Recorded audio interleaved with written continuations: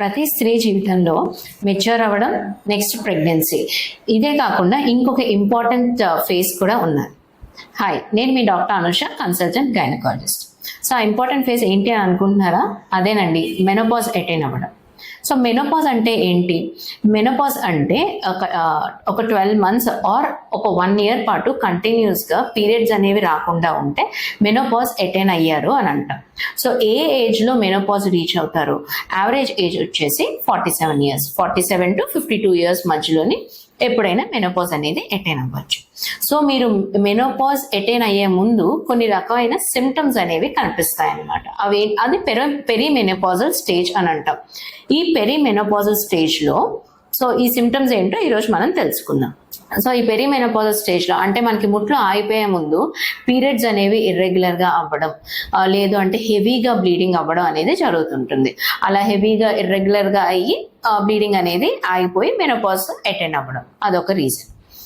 Next ఏంటంటే చాలా మందికి సడన్ గా వేడిగా గాలి వస్తున్నాయి అని అంటారు. అంటే చెవుల నుంచి వేడి గాలి రావడం, లేదంటే ఏసీ ఆన్లో ఉన్నా సరే ఉన్నట్టుండి బాడీ అంతా వేడిగా అయిపోవడం వంటివి కంప్లైంట్ చేస్తుంటారు అనమాట. సో దీన్నే మనం హాట్ ఫ్లషెస్ అని అంటాం.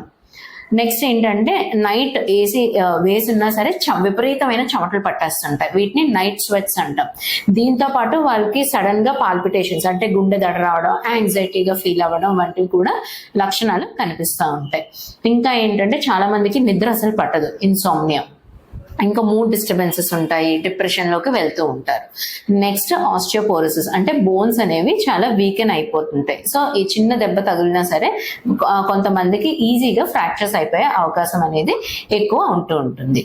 ఇంకా ఏంటంటే వెజైనల్ డ్రైనెస్ ఉంటుంది, వెజైనల్ ఇచ్చింగ్ ఉంటుంది. దీన్నే మనం సెనైల్ వెజైనైటిస్ అని కూడా అంటాం.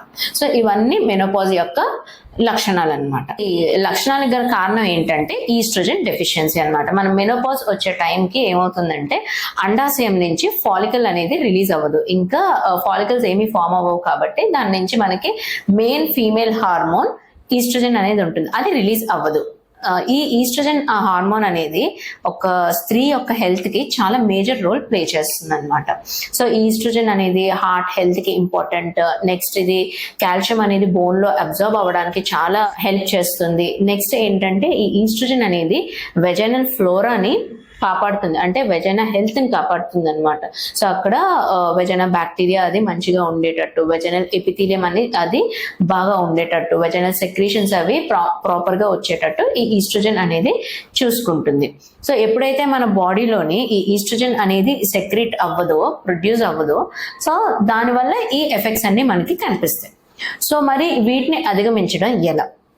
చాలా మందికి ఈ సిమ్టమ్స్ కొంతమందికి వస్తుంటే పోతుంటే అంత సివియర్గా ఉండవు, కానీ ఇంకొంతమందికి ఏంటంటే సివియారిటీ చాలా ఎక్కువ ఉంటుంది. అంటే వాళ్ళ డే టు డే యాక్టివిటీస్ అనేవి వాళ్ళు చేసుకోలేరు, చాలా మూడ్ డిస్టర్బెన్సెస్ చాలా ఉంటాయి, వాళ్ళు డిప్రెషన్లోకి వెళ్ళిపోతుంటారు. ఇంకొంతమందికి బోన్ డెన్సిటీ అనేది చాలా తగ్గిపోయి ఆస్టియోపోరోసిస్ అంటాం, అంటే ఎముకల్లో ఉన్న గుజ్జు బయటికి పోతా ఉంటుంది అనమాట. దానివల్ల ఏమవుతుందంటే ఈజీగా ఫ్రాక్చర్స్ అవ్వడం, నెక్స్ట్ అలా చాలా మంది జాయింట్ పెయిన్స్ అని, బోన్ పెయిన్స్ అని కంప్లైంట్ చేస్తూ ఉంటారు. ఇంకొంతమందికి ఏంటంటే సెనైల్ వెజైనైటిస్ అంటాం. సో వెజైనా అంతా డ్రైగా అయిపోవడం, డ్రైనెస్ వల్ల ఇచ్చింగ్ రావడం. నెక్స్ట్ ఏంటంటే వైఫ్ అండ్ హస్బెండ్ కలిసినప్పుడు కూడా కొంచెం నొప్పి ఎక్కువ రావడం, దీన్ని డిస్పెరోనియా అంటాం అనమాట. సో ఇలాంటి కంప్లైంట్స్ ఎక్కువ ఉన్నప్పుడు మీరు ఖచ్చితంగా మీ గైనకాలజిస్ట్ ని కన్సల్ట్ అవ్వాలి. సో కన్సల్ట్ అయినప్పుడు మీకు హార్మోన్ రీప్లేస్మెంట్ థెరపీ అంటాం. హార్మోన్ రీప్లేస్మెంట్ థెరపీ అంటే ఏంటంటే మన బాడీలో ఇప్పుడు ఈస్ట్రోజన్ లేదు కాబట్టి బయట నుంచి ఈస్ట్రోజన్ అండ్ ప్రొజెస్ట్రాన్ కాంబినేషన్తో డ్రగ్స్ అనేవి, టాబ్లెట్స్ అనేవి పెడతా ఉంటారు. అయితే అందరికీ ఈ హార్మోన్ రీప్లేస్మెంట్ థెరపీ ఇవ్వాల్సి వస్తుందా అంటే అందరికీ కాదు. అది ఒక్కొక్క శరీర తత్వం బట్టి అది మీ గైనకాలజిస్ట్ చూసి మీకు ఈ హార్మోన్ రీప్లేస్మెంట్ థెరపీ పడతాదా లేదా, పెట్టచ్చా లేదా అన్నది చూసి దాన్ని బట్టి మీకు ప్రిస్క్రైబ్ చేస్తారు. నెక్స్ట్ ఒకవేళ మీకు బోన్ పెయిన్స్ కానీ ఆస్టియోపోరోసిస్ ఇలా జాయింట్ పెయిన్స్ ఎక్కువ ఉండడం అలాంటివి ఉంటే సో మంచిగా కాల్షియం టాబ్లెట్స్ ఇంకా బిస్ఫాస్ఫోనేట్స్ అని చెప్పి ఇలాంటి మెడికేషన్స్ అనేవి పెడతా ఉంటారు.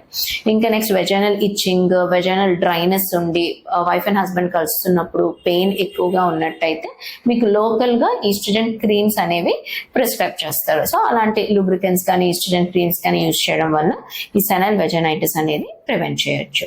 నెక్స్ట్ వాసోమోటర్ సిమ్టమ్స్, అదే హాట్ ఫ్లషెస్, అప్పటికప్పుడే వేడిగా అనిపించడం, అప్పటికప్పుడే చెమటలు పట్టేయడం, దాంతోపాటు యాంగ్జైటీ, గుండె దడ ఇలాంటివన్నీ ఉన్నప్పుడు కొన్ని రకమైన యాంటీసైకోటిక్స్ కానీ అలాంటి మెడికేషన్స్ ప్రిస్క్రైబ్ చేస్తారు. సో దీనివల్ల ఇలాంటి సిమ్టమ్స్ని మనం చాలా వరకు తగ్గించవచ్చు.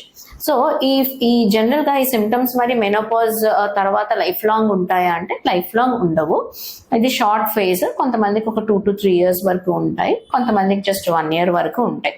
బట్ ఆస్టియోపోరోసిస్ కానీ, ఎక్కువ వెయిట్ గెయిన్ అవ్వడం కానీ, నెక్స్ట్ హార్ట్లో బ్లాక్స్ రావడం, కరోనరీ ఆర్టరీ డిజీజ్ అంటాము, ఇలాంటివి మటుకు ఏజ్ పరంగా వన్స్ మెనోపాజ్ అటైన్ అయిన తర్వాత ఖచ్చితంగా రిస్క్ అనేది ఉంటుంది. సో మెడికేషన్స్ కాకుండా లైఫ్ స్టైల్ మోడిఫికేషన్ ద్వారా వీటిని మనం ఎలా అధిగమించవచ్చు? సో లైఫ్ స్టైల్ మోడిఫికేషన్స్ ఏంటంటే మనకి foods rich and phytoestrogen అనమాట. అంటే like flax seeds, phytoestrogens ఎక్కువ ఉంటాయి, at the same time omega-3 fatty acids ఎక్కువ ఉంటాయి. So it is very good for heart health as well as estrogen ఇది కూడా మనకి ప్రొడ్యూస్ అవుతుంది, హార్మోన్ బ్యాలెన్స్ అవుతుంది.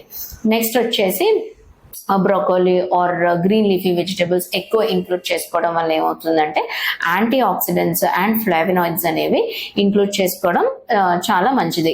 ఇటువంటి సిమ్టమ్స్ చాలా ఈజీగా కాంబాట్ చేయొచ్చు. నెక్స్ట్ వచ్చేసి ఐరన్ రిచ్ ఫుడ్ తీసుకోవడం వల్ల బ్లడ్ సర్క్యులేషన్ అనేది ఇంక్రీజ్ అవుతుంది, ఇమ్యూనిటీ అనేది కూడా బూస్ట్ అవుతుంది. సో ఇటువంటి నెక్స్ట్ మెడిటేషన్ అండ్ చిన్నపాటి ఎక్సర్సైజెస్ కూడా చేస్తే మంచిది. డైలీ ఒక 10,000 steps కానీ, లేదంటే ఫ్రెష్ ఎయిర్లో వాకింగ్ కానీ ఇలాంటివి చేయడం చాలా మంచిది. మన బాడీని ఎప్పుడు మనం యాక్టివ్గా ఉంచుకోవాలి. దాంతోపాటు ఎప్పుడు మన బాడీని హైడ్రేట్ చేస్తూ ఉండాలి. వాటర్ అనేది తాగాలి. ప్రోబయోటిక్స్ అంటే మజ్జిగ, పెరుగు లాంటివి ఖచ్చితంగా మన డైట్లో అనేది ఇంక్లూడ్ చేసుకుంటూ ఉండాలి. Do subscribe and follow for more information. Thank you.